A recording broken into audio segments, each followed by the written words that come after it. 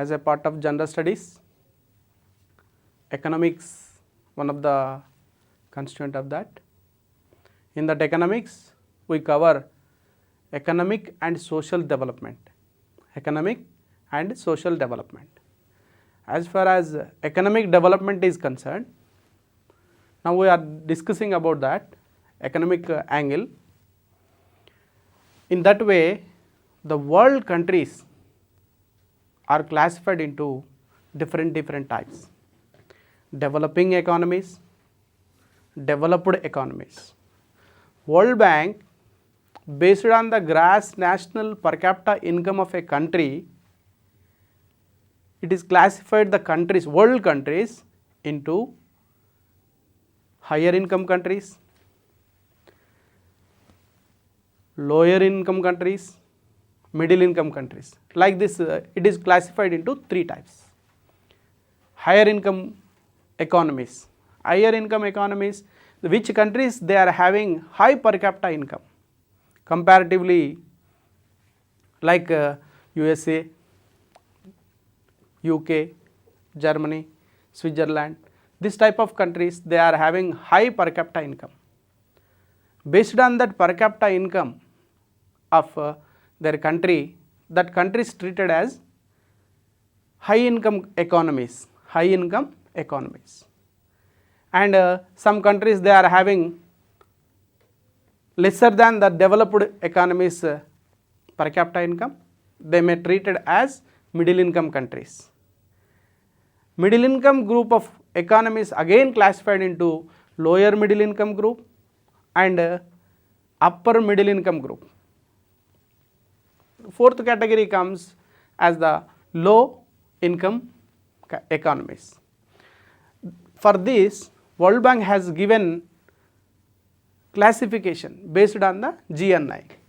GNI first group, lower income economies. Lower income economies.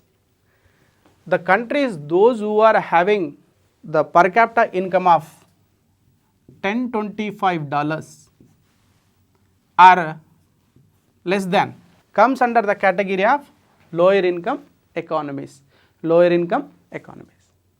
And second category, the countries which are having per capita income of greater than 1025, or we can say $10.26 to $40.35. 4035. Lower middle income economies. Middle income economies are classified into two categories. Lower middle income economies and upper middle income economies. $4036 to $12,475. Third category, this one, upper middle income economies. The fourth category of countries which are having high income economies. The countries which are having more than and $12,476 are termed as high income countries. The World Bank has classified world countries in this way. First group is lower income economies, second one is lower middle income economies, third one is upper middle income economies, and fourth one high income economies. In this way, World Bank has classified the world countries, and this was according to the fiscal year of World Bank. Fiscal year starts in July 1st. World Bank fiscal year is, it starts from July 1st to June 30. This is the classification of world, and we will discuss about what are the countries of developed, what are the countries having different characteristics. First we will discuss about the developed economies. What are the characteristics of developed economies. In what way we can say? What type of characteristics we observe in that countries? And to understand what is economic development, we have to get the concept of what is the characteristics of developed economies and what are the characteristics of developing economies. In first we will discuss about the classification of world economies. Now we are going to the particular that higher income economies, that means developed economies. What are the main characteristics of developed economies? Or the first one, significance of industrial sector. We mainly observe that in developed economies, that economies concentrate on industries more than agriculture. They are having capital, they are having a technical production factors, technology, high technology.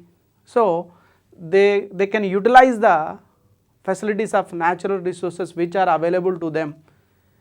So they concentrate, mainly they concentrate on industrial sector.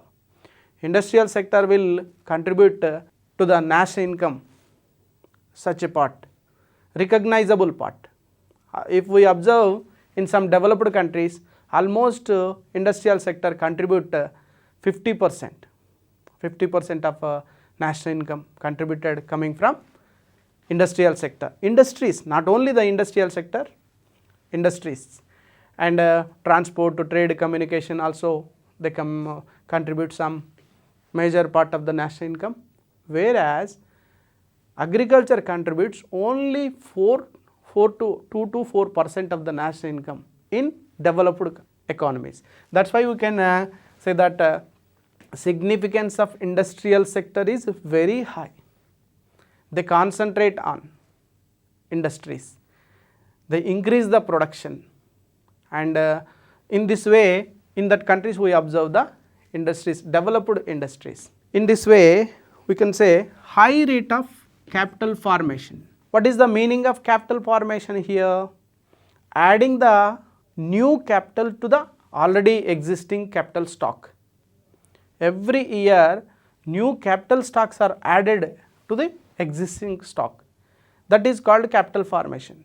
Capital formation takes place when the gross savings are high, gross domestic savings are high, then that savings turn into investment, investment turn into capital. That is capital formation. Almost in developed economies we can observe that gross domestic saving is almost all 30 to 40% in between gross domestic saving in their national income every year. That thing we can observe in developed economies. Gross domestic saving, GDS, we can say GDS. Gross domestic saving is nearly 30 to 40%.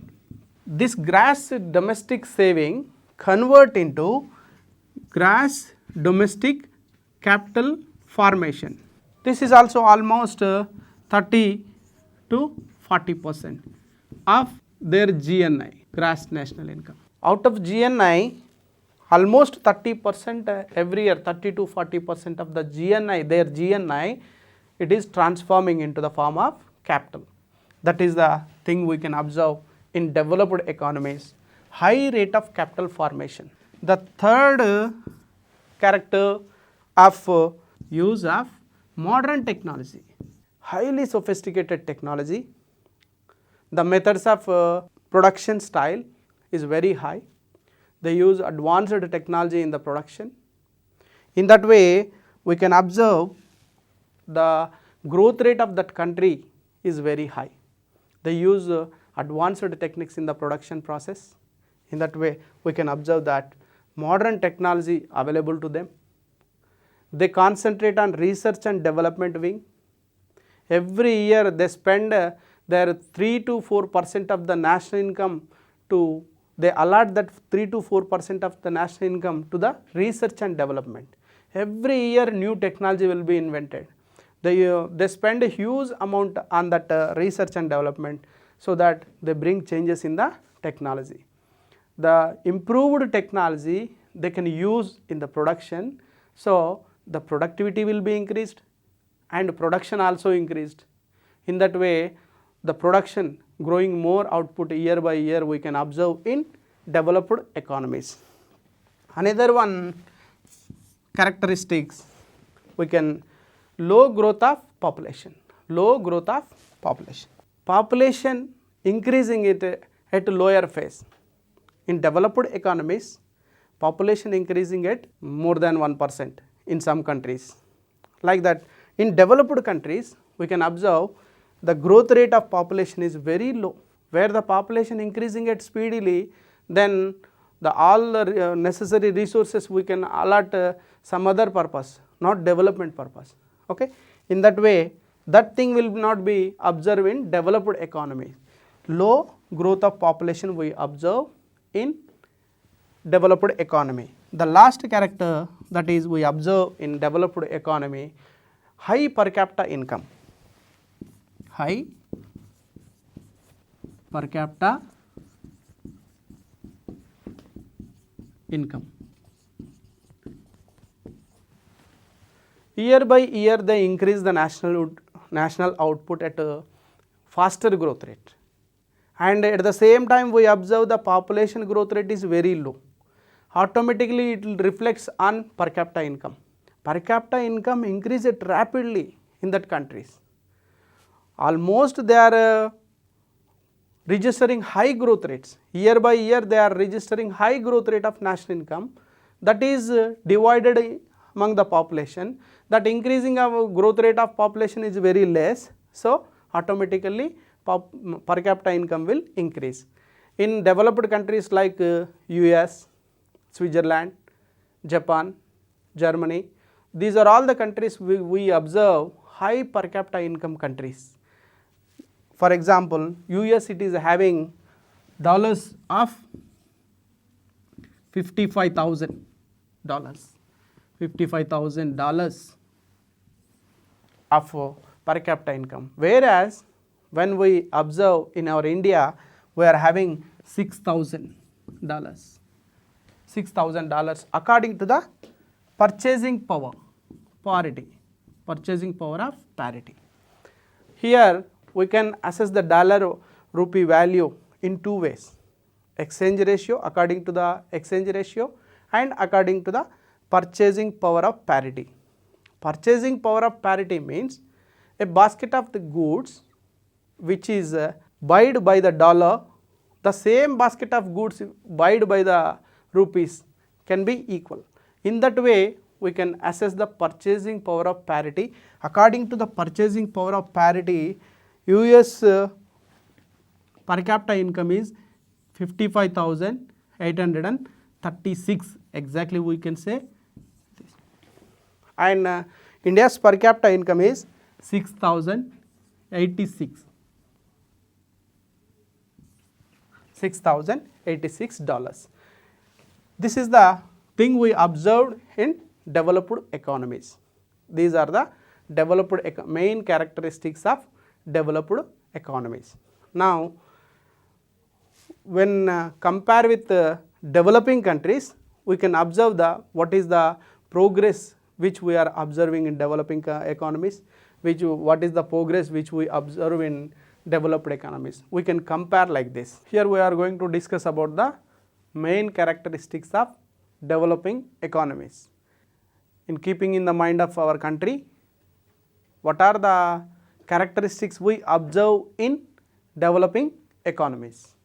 The first major one which we observe in developing economies is low level of per capita income. Low level of per capita income. According to the new World Development Report, and our per capita GNI in terms of dollars, US dollars, PCI per capita income of India is $6,088. This is the per capita income which we are having in India. Okay. when compared with the developed economies, they are almost 40 to 50,000 they are US dollars they are having as a per capita income in the developed economies, when compared with the developing economy with special reference to India, we are having only $6,088. That is why because of the thing we observe in India, our country treated as developing economy. In developing economies, we observe first thing, low level of per capita income. Reason for the low level of per capita income is, so many reasons are there. Mainly we can observe that low growth rate of national income, and national income is growing at some extent, but at the same time population is also increasing. So per capita income is not increasing that much as the national income is increasing, because of the population growth rate is also very high. That is why we observe the low per capita income in developing economies. The second one, predominance of agriculture. Predominance of agriculture. In developed economy, significance of industrial sector we observe. They contribute to more employment opportunities. The share of national income is coming from the other than agriculture sectors. In developed economies, that thing if we observe in developing economies, agriculture plays major role in contribution of employment opportunities. Total in India, out of 100 persons, almost 65 to 70 during the 1950s, the employment opportunity of agriculture is around 70% during 1950. But that thing was declined gradually. Now the employment opportunity, latest information available to us is 49%.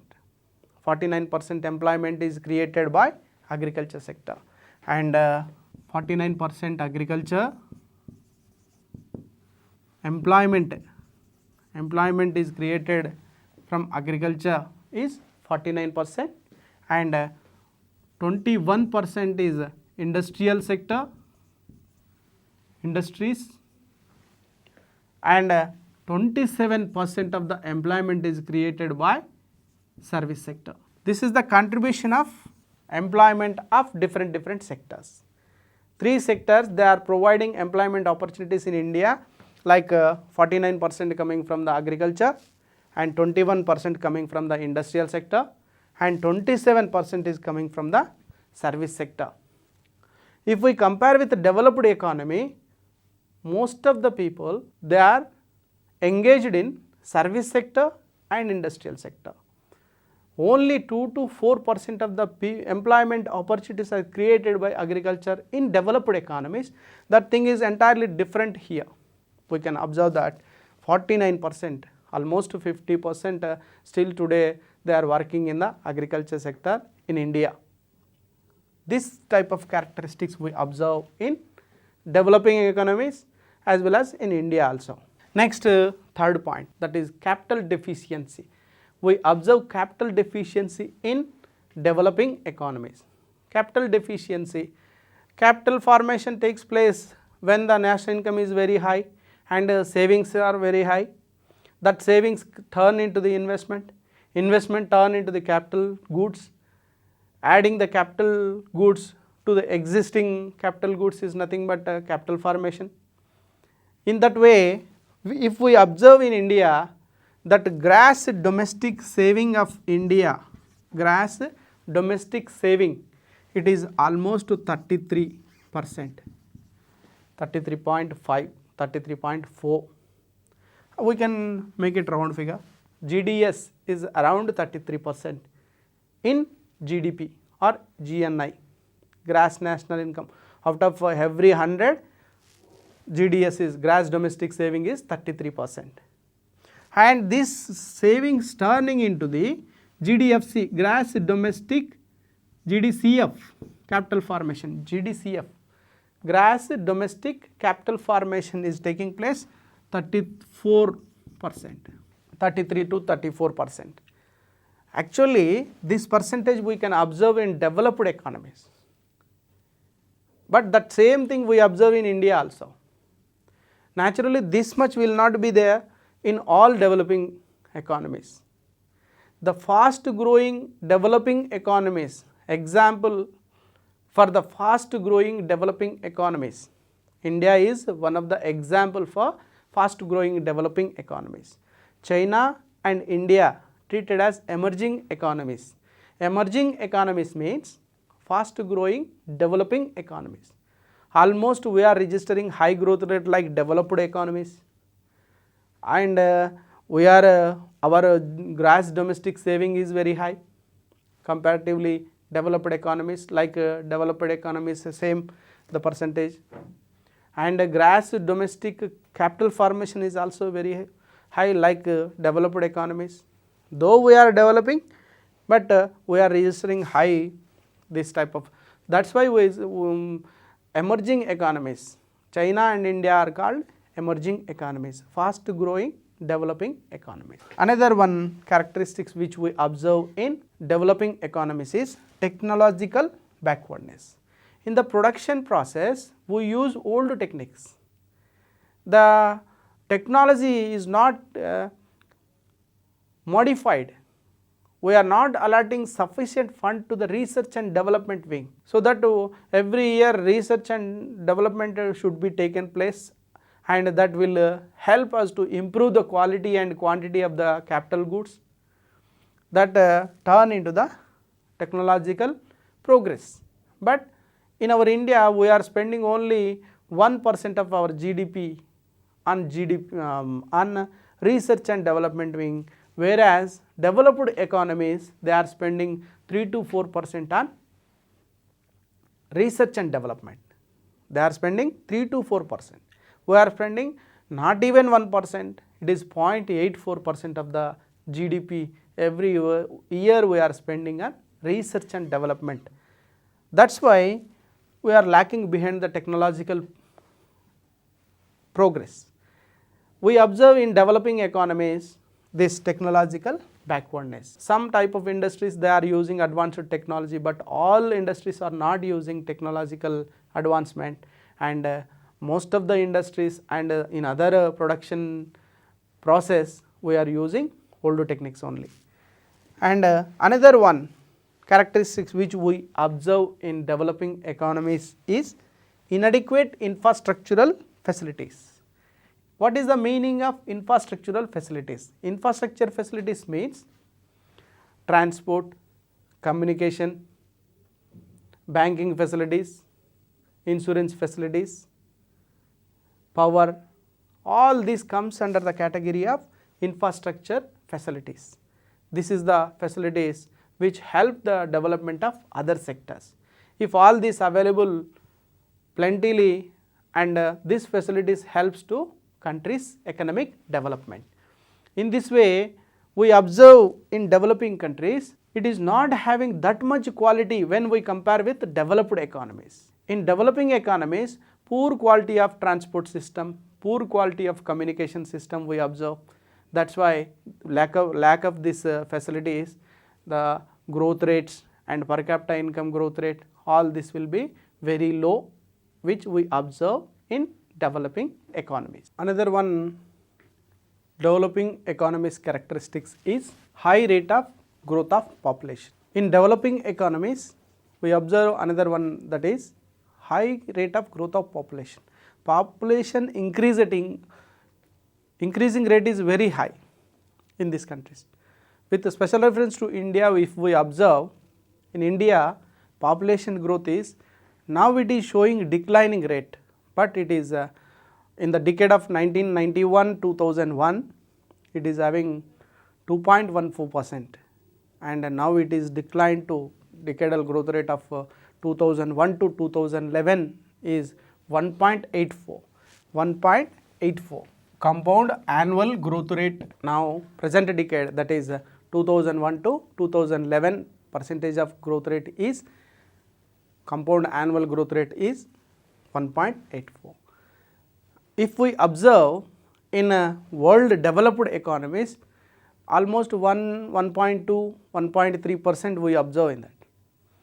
Whereas in before the decades, when we during the period of 1950 to 1990, if we observe the population growth rate in India, it is 2.4, 2.1, 2.2, this much speedily population has been increased during this period. This thing we can observe in developing countries as well as in India. High rate of growth of population. Population increases at increasingly, and that leads to decreasing the level of standard of living in a country, and utilization of the resources in some other purpose, that leads to different things we observe in developing economies. Next, high rate of illiteracy. Another one factor which we observe developing economies, high rate of illiteracy. Literacy rate is very low when we compare to in olden days. We are having only 18% in during 1950. That was gradually increasing year by year, and now we reached to 73% literacy rate. This is the thing we observe during the process of developing. Early period of our ruling, that is planning period, early period of our plans, our literacy rate is very low. That is why in every developing economies we observe this type of illiteracy, more illiteracy, and that there is no infrastructure facilities, health, that is educational institutions are not available to them. People attitude towards the education is not right way. They are not concentrating towards the education. In this type of causes leads to illiteracy. Okay. Another one factor that is we observe in developing economies is high infant mortality rate.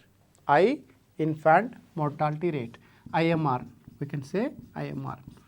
IMR, high infant mortality rate.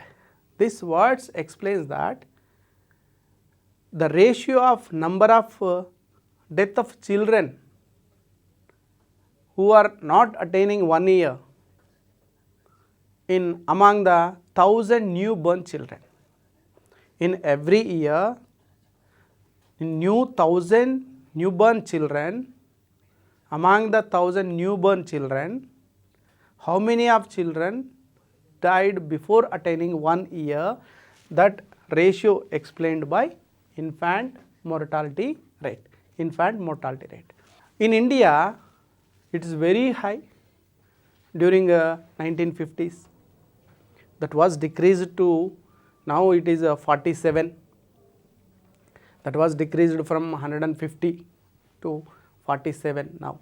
Infant mortality rate, we observe infant mortality rate very high in developing economies. What is the reason behind this? Now, availability of nutritious food, lack of availability of nutritious food, lack of medical facilities, and lack of awareness among the people. All these are leads to high infant mortality rate. Indirectly, it leads to high population growth. They don't have confidence to how many of children can be raised, so the people used to have more number of children in their families. That leads to population increase and also high infant mortality rate we observe in developing economies. Next, tradition bound attitudes of people. Tradition bound attitudes of people towards life and work. Tradition bound attitudes, always they bound to some in one circular attitude towards the life and work. They will do the same work, they don't bring in changes, they don't upgrade themselves in the work, and they are same lifestyle, they are following the same lifestyle, and the population of our country is classified into different castes, subcastes and religious, different caste and subcaste and religious having different opinion, and they are having different superstitious things, and all these things leads towards their attitudes towards the life and work. They won't have that much enthusiastic towards the work or improvement in the life standard. They take it a curse. They accept that was given by the God. They can adjust with that poverty. They can adjust with the circumstances which are in the society. They won't fight against the changes, against the problems. That type of attitude of the people, this is causing the underdevelopedness of one country. Developing countries characteristics, another one, that is the reason of underdevelopedness of one country. Okay. Next, the 10th characteristics which we observed in developing countries is joint family system. Most of the developing countries we observed family style is not nucleus family, joint family system. Joint family system is the main obstruct the mobility of the labor factor, mobility of the labor force. They won't move from one particular place to any other place where the opportunities are available for them. They won't go here and there to work. They work only in their radius because of joint family system. They won't depart from their family, and they won't travel far distance places for work. This type of family system, joint family system, is also affecting the country's developmentness. That joint family system is encouraging sharing the earned income, which is 1 person or 2 person, they earn the income in that family. That earned income is shared among the group of family, among the family members, and they can satisfy their basic necessities. They won't work for any other income sources, and they won't move from one particular place to another workplace where the opportunities are available. This type of family system is also obstructing the development of one country. In Indian family system also we can observe this. Joint family system was there in our Indian society, but this thing was been changes have been taking place in this system. Now we can observe some nucleus family system also. Mobility of the labor force has increased. That change we can observe in our India also, but that change is not rapidly, but change is started. Okay. The last that one characteristics which we observe in developing economies is disparities in income distribution and wealth. Income and wealth. Disparities in the distribution of income and wealth. The assets distributed among the population, some people they are having more assets, some people they are having less assets. That is the unequal distribution of income and assets. For example, according to the NSSO, National Sample Survey Organization's report, here the top 5% of the people they are enjoying 46% of the assets. Top 5%, rich 5% of the population they are enjoying the assets of 46% assets, whereas low 35% of the people they are having only 5% of assets. 35% of the population is having only 5% of the assets, whereas 5% of the population is having that much high assets are concentrated in the few hands, and few assets are concentrated in more hands. That unequal distribution in assets and as well as income. This thing we can observe in developing countries as well as in India we have observed it. This disparities in income distribution we observe in these countries. Okay. Next, all in all, these are the characteristics which we observe in developing economies. This is the difference between developed economies and developed economies. The questions will be asked like this. What are the different types of questions may be asked in the point of view of general studies based on these topics which we discussed. Different questions. Some characteristics may be asked. Which type of country you observe these characteristics? Some 2 or 3 characteristics will be given, and all this, for example, India is having characteristics of, not directly that way, they may not have asked that type of questions directly, but concept based questions are nowadays we are observing in general studies paper. Low capital observed in the countries, low income countries, high income countries, both countries, none of the above, like this they may ask. And high population growth rate observed in different type of countries, like that options will be given. And in India, with special reference to India, capital deficiency, gross domestic saving is equal to developed economies, it is not equal to developed economies, and it is less than developed economies, like that they may ask.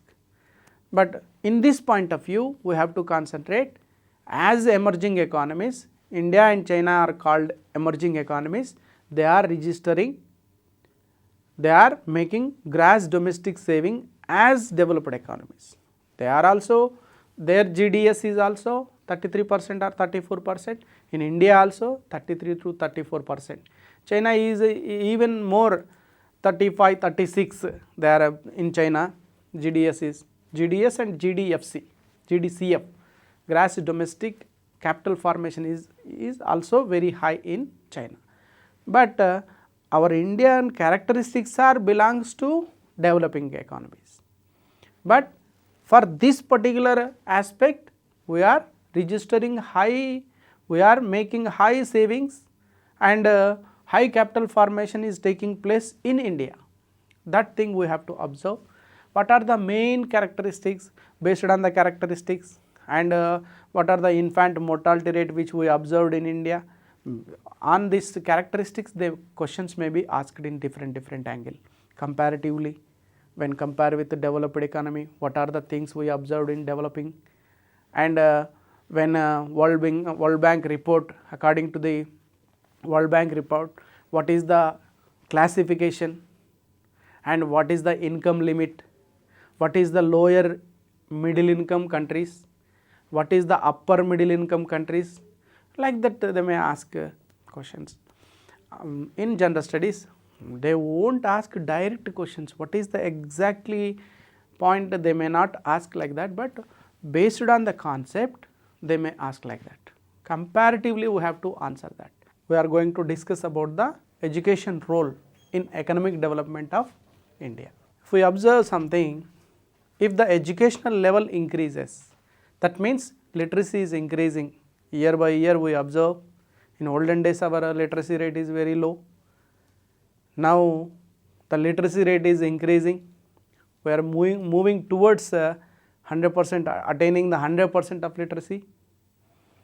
If we observe in a country, developed country, almost they are having a 99 to 100% literacy, so that they can use their manpower according to the development of their country. That same thing we observe in India also. In olden days, our developing processes has been taken place very slowly when we are having low literacy. Now we are increased our growth rates. Our country development is taking place at a rapid level now because of the literacy rate is going up. That main thing we observe point wise.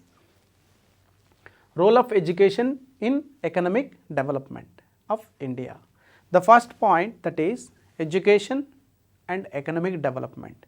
Education improve the productive capacity of the factors of production. That means labor.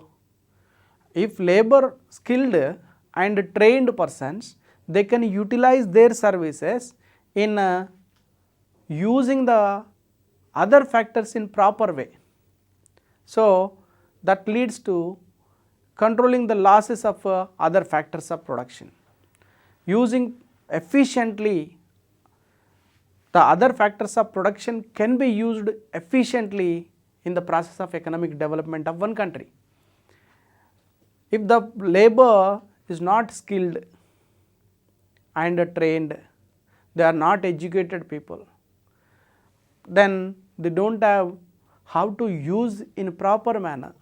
The available resources cannot be used skillfully and they cannot make good production levels, and the productivity of that factor cannot be utilized as maximum utilized in the case of developed countries.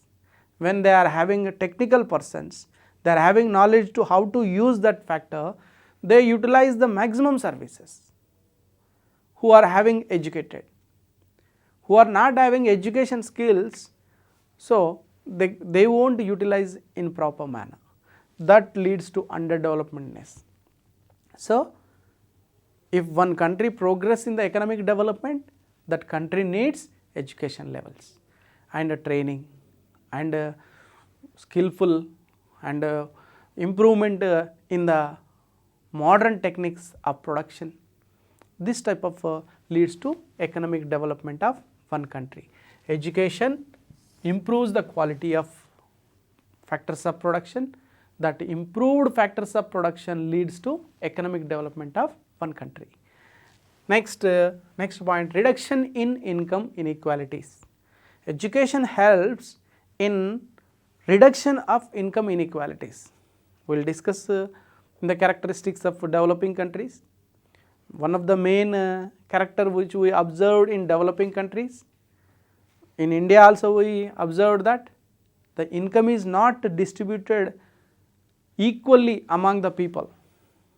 Some people they are having more assets, some people they are having less assets. That is called income inequalities. With the help of education, the inequalities between income distribution can be reduced. Education gives the earning opportunities to the labor so that they can increase their income levels with the help of education. And the people, those who are not earning earlier, with the help of education, they are started earning levels. They are increasing their income levels and their attitude is changed towards the work. They work hard, they improve their income levels, so that income inequalities can be reduced with the help of education. Education gives that skills to the one person to do the work, and with that skills which is learned through the education, applied that skills in the process of production, he increased his income level. In that way, the income inequalities can be reduced. And rural development, another one important aspect. Education encourages the rural development.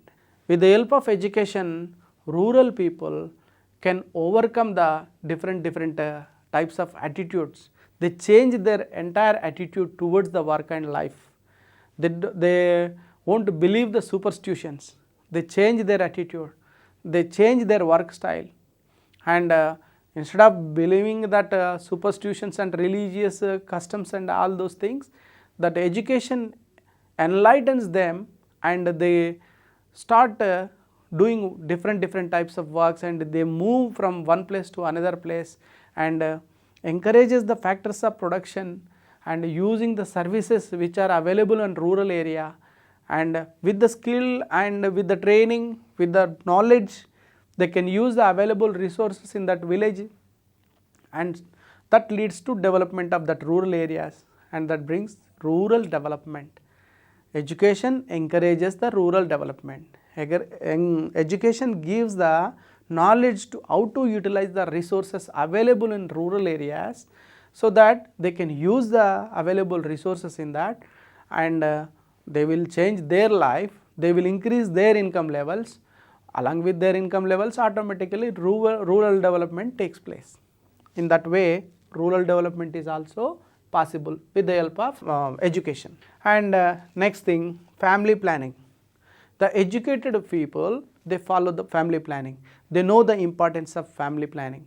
They know they concentrate on the family size. They are educated and they move to the jobs, and the problem of raising children is different when compared with rural people, those who are working in the agriculture, they don't have any problem to raise their children in joint family system. After getting education, they migrated from rural to urban, and they are started their lifestyle in urban areas.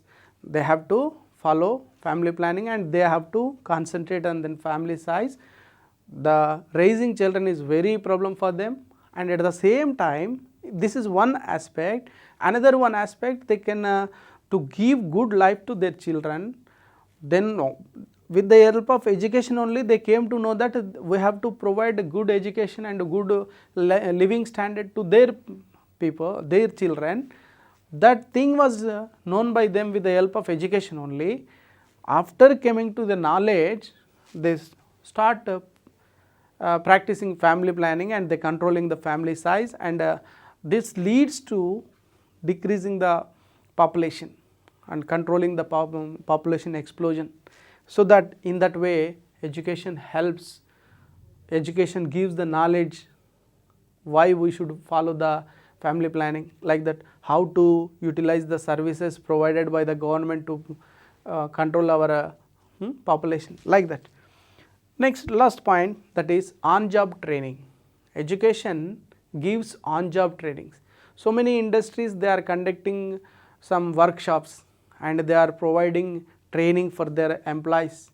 On-job training they are providing, and that process has giving expertise in that work, and they can increase their productivity and they can increase their production. On-job trainings help the labor force utilize their labor service in proper manner to increase the production levels. That leads to economic development of one country. These are the points which we covered with the help of role of education in economic development, and these are the points we covered. So far we covered the role of education, and we should concentrate on literacy levels of India. During 1950, our literacy rate is only 18%. Now it is increased to 73%. According to the 2011 census, our literacy rate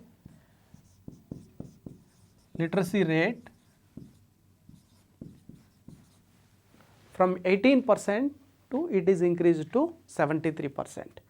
This was the education policy was taken by the government to increase the literacy rates in India.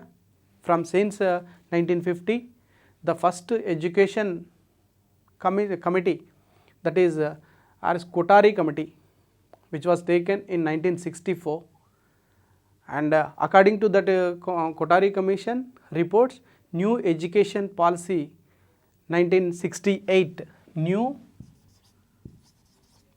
education policy that was issued in 1968, the first education policy in India. After that, this new education policy again issued in 1986, another new education policy. Through these policies, they indicated the importance of education and they concentrated to improve the literacy rate in India, so that we achieved that not we reached to the 100%, but from 18% to 73%, considerable increased our literacy rate with the help of these policies. In this policy, and one more act that was passed in the parliament, that act is compulsory and free education for the children between age group of 6 to 14 years of age group, the compulsory and free education for all. This was the act which is enacted in parliament in the year of 2009. This was the act taken to give education for all. And one more program, 𝗧𝗦𝗔𝗧 𝗚𝗶𝗃𝗃, which was issued in 2001. Aim of the 𝗧 𝗦𝗔𝗧 𝗚𝗶𝗏 is by the end of 2010 we should give education to all. That is the aim of 𝗧 𝗦𝗔𝗧 𝗚𝗶𝗏. That program and modified now Rashtriya Madhyamika Vidya Yojana, Rashtriya Madhyamika Vidya Mission, that was 2009, it is issued in 2009. This was the some steps taken to improve the education levels. So that in that way we achieved some goals. We increased the literacy rate from 18% to 73%. This is the importance of education in Indian economic development. On education topic, the education, importance of education in economic development, questions may be asked directly. What is the first commission which is constituted on education? That is 𝗳 𝗬𝗃 committee, which was constituted in 1964. According to the reports given by the commission, the first new education policy came. When new education policy came, first time when new education policy came, options may be given 68, 86 and 2000, 2004, like that options may be asked. And here the first time new education policy introduced in Indian education system is 1968, according to the reports submitted by the committee who are headed by the 𝗳 𝗬𝗃 under the chairmanship of 𝗳 𝗬𝗃. That was the commission given some reports. Based on that report, new education policy came. This was our answer. And to confuse the question may be asked in this way. We have to be conscious that first new education policy, this one, and after that the modified new education policy which was issued in 1986, and 𝗧 𝗦𝗔𝗧 𝗚𝗶𝗏 which was issued in 2001. What is the aim of 𝗧 𝗦𝗔𝗧 𝗚𝗶𝗏? Aim to education for all. By the end of 2010, this was the question asked. 𝗧 𝗦𝗔𝗧 𝗚𝗶𝗏 is aimed for providing education for all, providing education for all by 2010, providing education, and they may both like that they may ask. The exactly answer is providing education for all by 2010. It is modified. 𝗧 𝗦𝗔𝗧 𝗚𝗶𝗏 is modified Rashtriya Madhyamika Vidya Mission. Rashtriya Madhyamika Vidya Mission. According to the Rashtriya Madhyamika Vidya Mission, they are concentrating higher education also, upper primary to high school level. Based on that, what is the modification of SSA, 𝗧 𝗦𝗔𝗧 𝗚𝗶𝗏? Like that they may questions may be asked like that. We have to clarity over that commissions and reports submitted by the commissions. According to the reports submitted by the commissions, what are the steps taken by the government, what are the education policy, and what are the different issues involved in that policy. Questions may be asked like that. We have to opt the right answer.